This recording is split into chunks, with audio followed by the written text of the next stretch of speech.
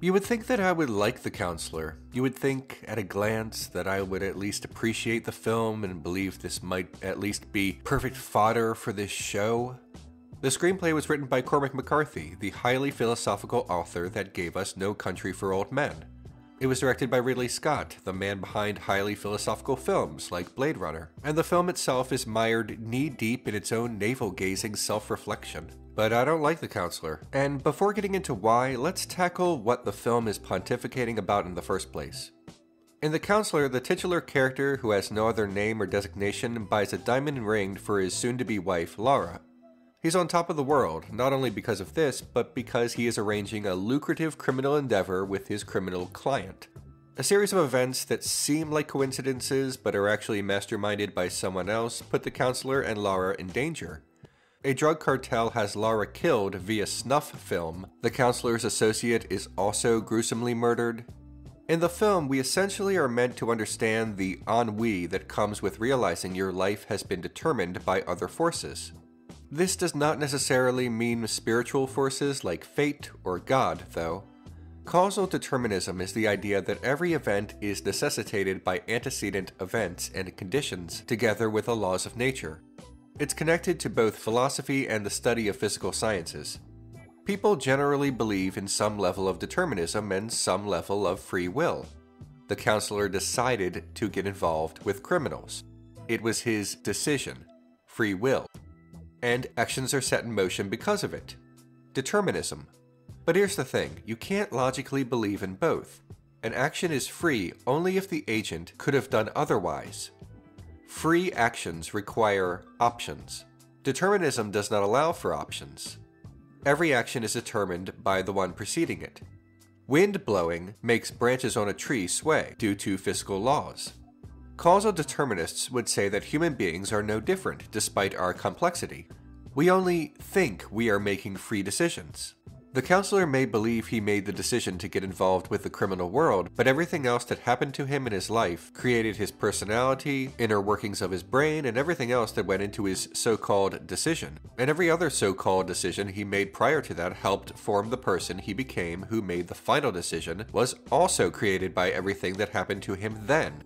Even his body chemistry was not his decision, and his genetics make up a lot of who he is.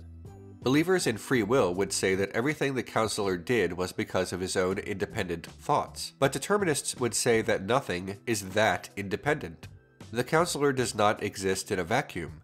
Those who believe in free will try to avoid all of this by saying there is a difference between event causation, the branch being blown by the wind, and agent causation, people making decisions.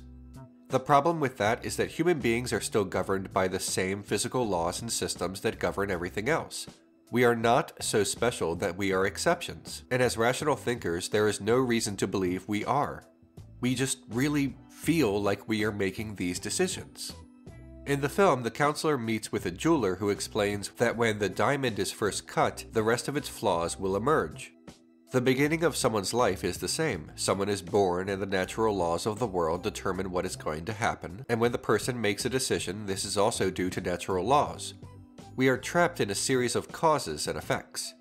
We simply are not smart enough to calculate the whole of the universe all at once.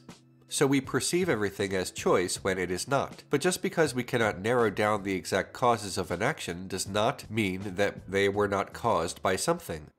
Throughout the film, different characters say more or less the same thing to the counselor, but using different metaphors and allegory, and it gets tiresome. In a sense, The Counselor is a message movie in that nearly all of the movie is tell, not show, the opposite of film. But perhaps, conversely, this makes it an anti-message film. It discards what it believes is the saccharine moralizing of countless message movies and instead serves nihilism. I get it. I get what The Counselor is trying to do, but getting it does not always mean appreciating it or respecting it. The film's sexual politics are a little troublesome.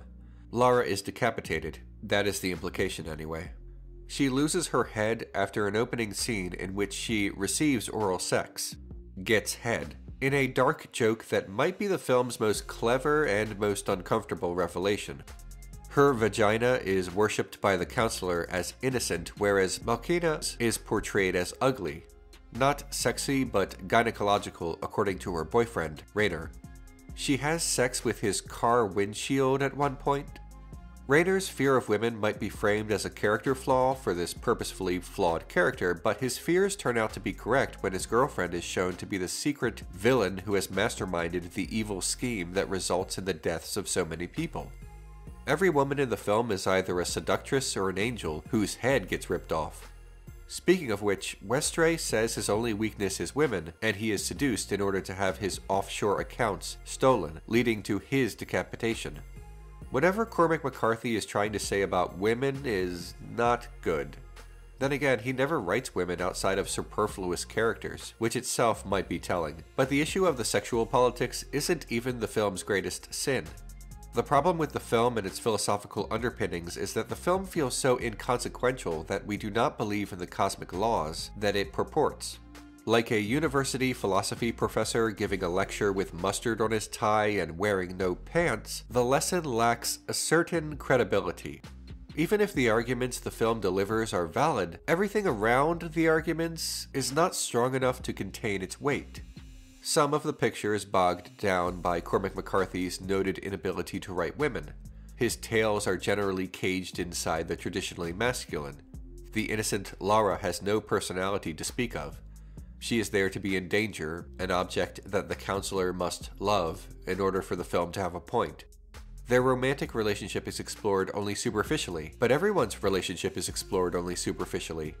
When she is assaulted and captured, we do not feel much for her, at this point only sharing about 3 scenes with other characters, most of them forgettable.